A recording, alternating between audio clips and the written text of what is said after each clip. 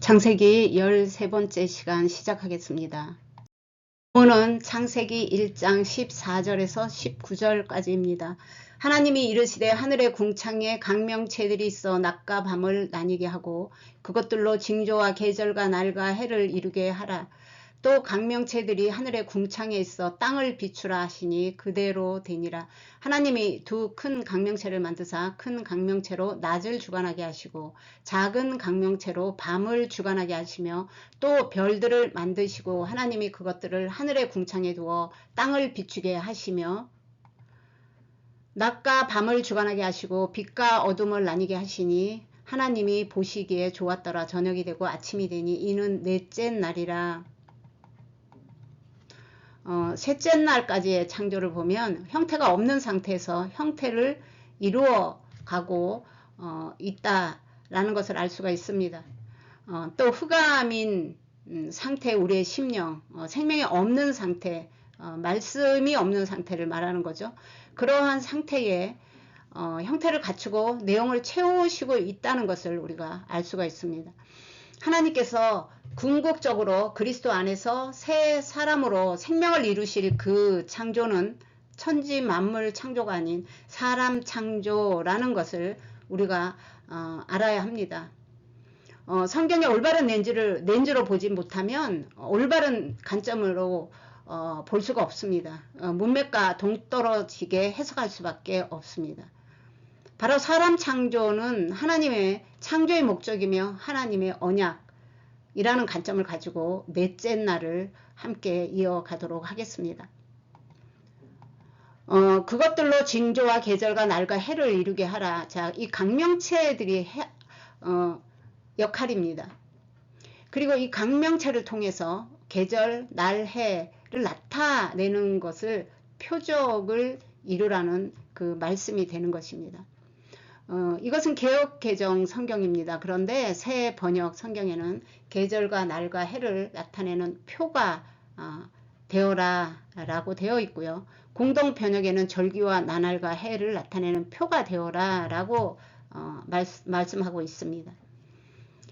그 원어에는 이 절기가 계절이 아니라 절기라고 하는 것이 맞습니다. 이 번역본들이 요즘은 많고 그리고 늦게 나온 것일수록 원어 성경에 있는 뜻을 표현하려고 하고 있다는 것을 알 수가 있습니다. 또 하나 우리가 보아야 될 것은 자, 큰 강명체, 작은 강명체라고 하니까 해와 달로 많이들 알고 계시는데 성경을 다시 한번 자세히 보시면 성경 어디에도 해와 달이란 표현은 전혀 나오지 않고 있습니다. 다만 16절에 가서 별을 만드시고 라는 내용은 나옵니다. 네, 이러한 것도 기억을 하시고 보셔야 성경을 바로 이해할 수가 있습니다. 자, 강명체들이라는 것은요, 그 강명체를 왜 만드셨나? 그 목적은 낮과 밤을 구별하고 징조, 어떤 일이 일어날 것을 알리는 것이에요. 이 징조는 전부 다 예수 그리스도를 나타내기 위해서 있는 것입니다. 정말 그런가? 라는 것은 성경을 보시면서 여러분들이 그런 관점으로 보시면 알 수가 있습니다. 그리고 연도를 정하고 날을 정하며 계절, 자, 절기를 정한다라는 것도 알 수가 있습니다. 자, 절기와 절기에는 징조와 절기라는 것이 나와요. 이 넷째 날에 이 징조에 대한 것을 좀 더 자세히 알아보도록 하겠습니다. 이 넷째 날에 나오는 이 새로운 원어들도 함께 보면서 하도록 하겠습니다. 그래서 이 히브리어의 이 모아딤이라고 합니다. 이 모아딤, 모에드, 하나님이 정하신 때를 나타내는 것이고요. 그 다음에 우리가 이제 또 이 오르는 첫째 날에 빛이 있으라 했을 때 빛이 있었고 하나님 보시기에 좋았더라. 이 빛은 바로 예수 그리스도를 말한다 라고 거기에서 말씀을 드렸죠. 근데 오늘 본문에는 동일한 빛이지만 이 강명체는 메오르트라고 되어 있습니다. 그러나 이 오르에서 유래가 되었고 빛이에요. 같이 뜻을 보면요. 강명체, 등잔불, 해, 빛이라는 사전적 의미가 있고요. 사전적인 뜻을 가지고 있고요. 의미적으로는 하나님을 나타내는 것이에요. 그리고 예수 그리스도를 나타내고 말씀의 진리라고 하고요. 그 말씀의 진리가 빛으로 이 사람의 심령, 그것을 에레체 땅이라고 말한다고 했죠. 그 땅에 비추이는 역할을 하기 위해서 빛이 필요하다라고 할 수가 있습니다. 그 다음에 이제 오트는 징조라는 뜻을 가지고 있어요. 그래서 징조, 표징, 표적, 증거, 예표, 신호라는 뜻을 가지고 있고, 이 모든 것은 성경이 나타나는 모든 징조는요, 예수 그리스도를 가리킨다라고 하면 정확하게 맞습니다. 이 오트가 징조를 나타내는데, 성경이 나타나는 모든 징조는 예수님을 가르친다라고 앞에서 말씀을 드렸습니다. 그렇다면 이 성경 구절에서 나타내는 징조를 한번 보도록 하겠습니다. 누가복음 21장 11절에 곳곳에 큰 지진과 기근과 전염병이 있겠고 또 무서운 일과 하늘로부터 큰 징조들이 있으리라 라고 합니다. 마태복음 24장 3절에서 14절까지도 동일한 내용이 있고요. 또 마가복음 13장 3절에서 13절까지도 같은 내용이 있습니다. 누가복음 21장 25절에 보면 1월 성신에는 징조가 있겠고 땅에는 민족들이 바다와 파도의 성난 소리로 인하여 곤란한 중에 공고하리라. 요엘서 2장 30, 32절에는 내가 이적을 하늘과 땅에 베풀리니 곧 피와 불과 연기 기둥이라. 여호와의 크고 두려운 날이 이르기 전에 해가 어두워지고 달이 핏빛같이 변하려니와. 계시록 6장 12절 16절에는 여섯째 인을 떼실 때에 큰 지진이 나며 해가 검은 털로 짠 상복같이 검어지고 달은 온통 피같이 되며 하늘의 두루마리가 말리는 것 같이 떠나가고 각 상가 섬이 제 자리에서 옮겨지매 라고 되어 있어요. 그 다음에 마태복음 12장 39절에 보면 악하고 음란한 세대가 표적을 구하나 선지자 요나의 표적밖에는 보일 표적이 없느니라. 요나가 밤낮 사흘 동안 큰 물고기 뱃속에 있었던 것 같이 인자도 밤낮 사흘 동안 땅 속에 있으리라. 이 요나의 이 표적이 있을 때는 계기일식이 있었다라고 합니다. 근데 최근에도 계기일식이 있었죠. 2024년 4월 8일 날 있었던 계기일식이요. 그래서 이것도 이제 이 징조로 보고 많은 유튜브 분들이 이 내용에 대한 이 유튜버 방송을 하는 것을 여러분들이 많이 보셨을 것입니다. 넷째 날 창조에서 큰 강명체, 작은 강명체 하니까 우리가 해와 달이랑 연관을 시키고 하는 그런 해석이 있습니다. 그러나 그렇지가 않습니다. 자, 별이라는 말은 나오지만 해와 달이라는 표현은 전혀 나오지가 않습니다. 우리가 16절을 읽으면서 확인을 해 보도록 하겠습니다. 하나님이 두 큰 강명체를 만드사 큰 강명체로 낮을 주관하게 하시고 작은 강명체로 밤을 주관하게 하시며 또 별들을 만드시고, 네, 이렇게 별에 대한 이야기는 나옵니다. 17절에 하나님이 그들을 하늘의 궁창에 두어 땅을 비추게 하시며 라고 말씀을 해요. 그래서 여기서 큰 강명체 할 때 큰은 가돌이라고 히브리어로 가돌인데 뜻은 위대한, 존귀한, 장성한, 온전함이라는 뜻이 있고요. 작은 이라는 카탄이라는 말은 작은, 어린, 하찮은, 중요하지 않은 이라는 뜻을 가지고 있습니다. 이 큰 강명체라고 할 때 귀하게 여기는 빛, 물론 진리의 빛을 말합니다. 그것을 담은 이 그릇을 의미하고요. 그 다음에 작은 강명체 할 때는 중요하게 여기지 않는 빛을 담은 그릇으로 나뉘어져 있다라는 뜻이 있습니다. 우리가 여기 나뉘어졌다라고 할 때 바달이라는 단어를 쓰는데 이 단어는 나누어졌다라는 것보다 구별한다. 제사장을 나타낼 때 이 바달이라는 단어를 써요. 그래서 구별하다, 분리하다 라는 뜻을 가지고 있습니다. 이것은 하나님의 말씀으로 온전하게 장성한 그리고 존귀해진 그 심령, 그렇게 채워진 그릇을 나타낼 때 사용하는 이 말이에요. 그리고 또 그렇지 못한 이 그릇과 구별한다 라는 뜻입니다. 그래서 이 카탄, 자은이라는 뜻을 가진 카탄은 이 빛을 담고 있는데 아직 어리고 불완전해요. 그래서 예, 이 그릇이 이 장성해지고 온전해질지 아니면 그 반대가 될지는 아직 그 모르는 불완전한 상태에 있다라고 할 수가 있습니다. 그래서 그 큰 빛을 비춤으로 인해 가지고 그걸 받음으로 인해서 계속 성장해 갈 수 있는 그러한 상태를 말한다고 할 수가 있습니다.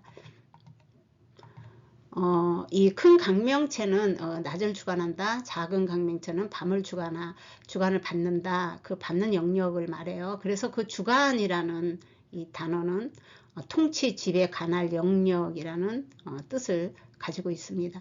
이것을 요셉을 예를 들어서 말하면 요셉의 꿈에 해와 달이 절을 했죠. 그리고 11별이 절을 했습니다. 이 이야기는 하늘에서 빛나는 저 별이 아니라 각자의 이 영역이 있다는 거죠. 지배의 영역, 통치의 영역, 이러한 영역을 나타낼 때 이거를 그것을 가리키는 단어들이다 라고 할 수가 있습니다. 또한 이 강명체 개역 개정에는 이 강명체로 나와 있지만 개역 한글은 그냥 강명이라고 나와 있고 새번역 공동 번역에는 빛나는 것들 이렇게 나와 있습니다. 또 이 바른 성경에는 강체라고 나와 있어요. 그리고 히브리 성경에는 마오르 라고 하는데 이 빛은 첫째 날에 빛이 있으라 하셨죠. 그 빛이 예수 그리스도를 나타낸다 라고 말씀을 드렸어요. 그런데 여기에 이 마오르는 말씀으로 완성된 상태를 말합니다. 그래서 마오르가 사용되었어요. 여기에 큰 강명체에. 그래서 하나님의 이 말씀으로 그래서 그 뜻이 완전한 온전한 위대한 이런 뜻을 가지고 있는 것이에요. 그 다음에 이제 이 또 맴은 여기에 이제 맴이 하나가 더 붙었어요. 맴은 이 그릇이라는 뜻을 가지고 있습니다. 뜻이 여러 개가 있어요. 그런데 이 그릇이라는 뜻을 가질 때는 빛을 담는 그릇이에요. 진리의 빛 또는 빛이 비추어지는 장소를 의미하는 말이기도 합니다. 이 빛을 이야기할 때 우리가 사도 바울을 예를 들을 수가 있어요. 바울은 이 참빛 이 큰 빛을 만남으로 인해서 눈이 멀었었죠. 그리고 눈이 이제 치유되고 나서는 그동안 살았던 모든 자신의 그 인생의 것들을 불순물로 여기고 불순물보다 못하게 여기고 하나님의 사도로 예, 평생을 그렇게 많은 사람을 옳은 길로 인도할 수 있는 그 사도로 복음을 전하는 사람의 삶을 살아가는 인물이죠. 그 사도 바울이 이렇게 표현을 합니다. 고린도후서 4장 6절 7절에 어두운 데에 빛이라 말씀하시던 예, 이게 이제 그 첫째 날 이야기예요. 그거를 말씀하시는 것이고 그 하나님께서 예수 그리스도의 얼굴에 있는 하나님의 영광을 아는 빛을 우리 마음에 비추셨느니라. 이 마음은 바로 이 에레츠의 땅을 말하는 것입니다. 우리가 이 보배를 질그릇에 가졌으니 보배는 예, 참 빛을 말하는 거죠. 진리의 말씀을 질그릇 우리 심령 안에 이제 가졌다는 얘기예요. 이는 심히 큰 능력은 하나님께 있고 우리에게 있지 아니함을 알게 하려 함이라. 자, 이 질그릇에 대해서는 또 이렇게 말을 합니다. 로마서 9장 21, 24절에 토기장이가 진흙 한 덩이로 하나는 기 있을 그릇을 하나는 천이 쓸 그릇을 만들 권한이 없느냐. 이 그릇은 우리니 예, 바로 우리의 심령을 말하는 것입니다. 우리의 심령 안의 성전 곧 유대인 중에서뿐 아니라 이방인 중에서도 부르신 자이니라 라고 말씀을 하고 있습니다. 이 또 하나 이 별이 있죠. 이 별은 코카브라고 해요. 예, 뛰어난 왕, 또 이름난 방백, 이런 뜻이 있는데, 이 방백은요 지도자, 두령, 기인, 족장이라는 뜻을 가지고 있습니다. 물론 제가 말하는 이런 단어들은 히브리 사전에서 가지고 온 것이고요. 이 방백은요 히브리어로 나시라고 해요. 그래서 이스마엘 12방백 할 때 창세기 17장 20절에 이 나시라는 단어를 씁니다. 이스라엘 방백 할 때는 에스겔 19장 1절, 21장 12절, 22장 6절 등의 나시라는 단어를 사용했고요. 그런데 이 코카브가 별인데, 여기에 있는 이 별에는요 이 맴을 붙였어요. 맴이랑 요도는 항상 하나님의 사역을 말하죠. 이건 진리를 나타내고, 그죠? 근데 이 코카빔이에요.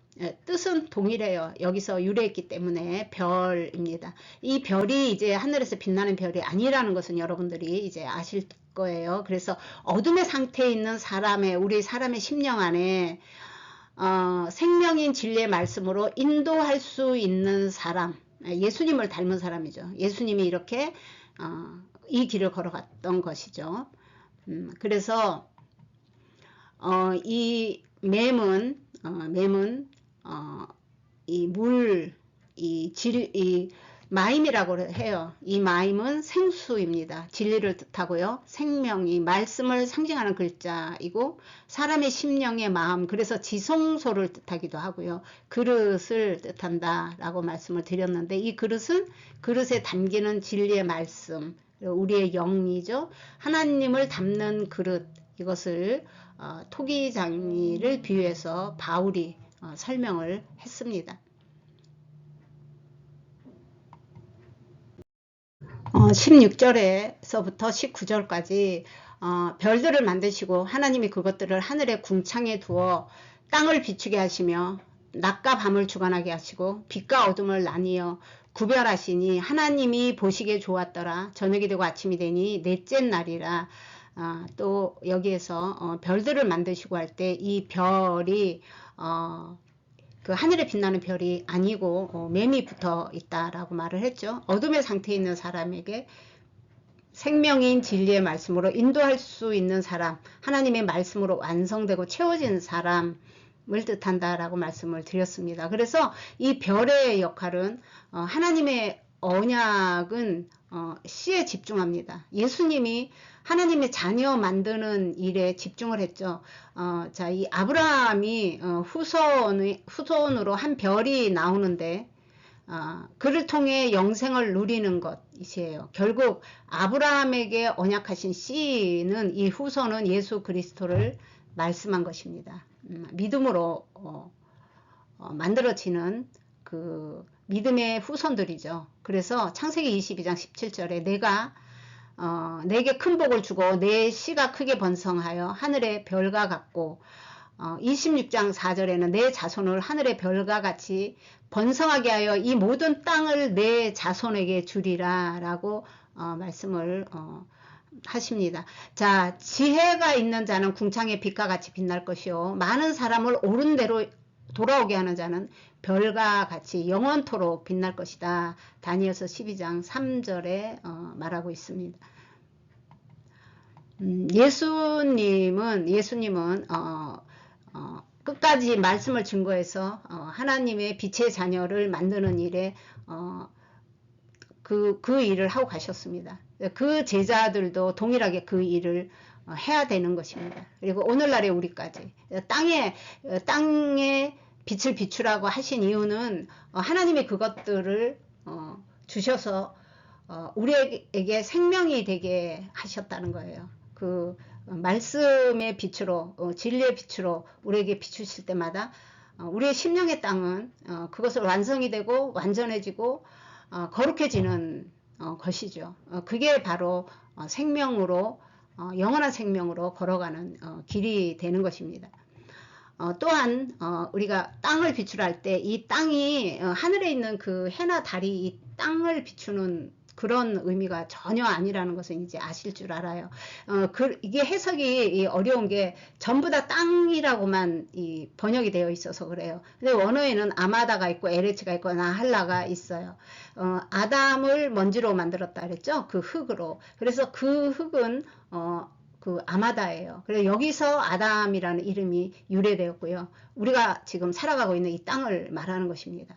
그러나 이 에레츠의 땅은 사람 심령 안에 있는 땅을 말해요. 그래서 하나님과 만남의 장소, 마음 안의 성전, 이거는 믿음으로만 완성할 수 있는 거죠. 그 다음에 나할라라는 땅이 있어요.